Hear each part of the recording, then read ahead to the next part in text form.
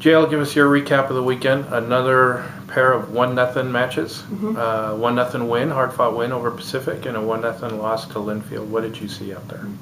Well, we made some changes this weekend in terms of personnel and system of play. Overall, I thought it was effective against Pacific. I think we had a good game. I thought our second half was better than our first half. It took us a while to sort of get our feet underneath us.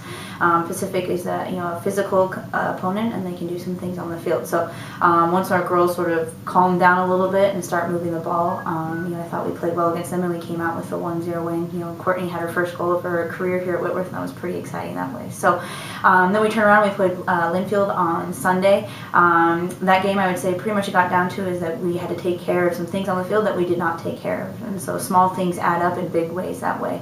And we paid the price for it. So in that, we talk about mentality of the team and being assertive in play, and I think that's something that we are continuing to learn, and we're continuing to look for players who are willing to say, hey, I need to assert my game and step forward that way. So we told the team, hey, you take it. It was a loss to a very good Linfield team. They have some exceptional attacking players on their team that way, but we learn from it and we move forward.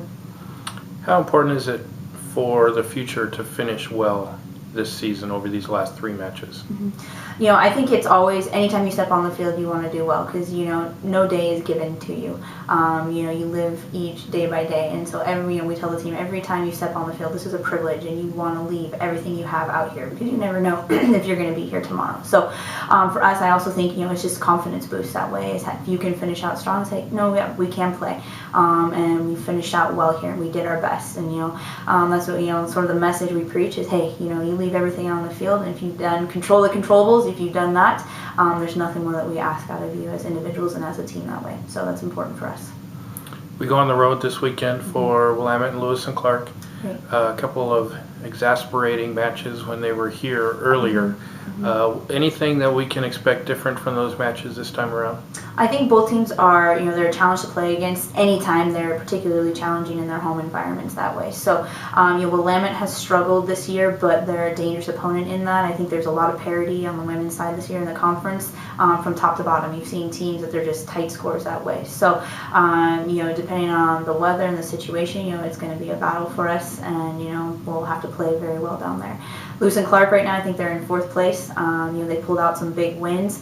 Again, they have a couple of key attacking players that we need to make sure that we step forward and we take care of.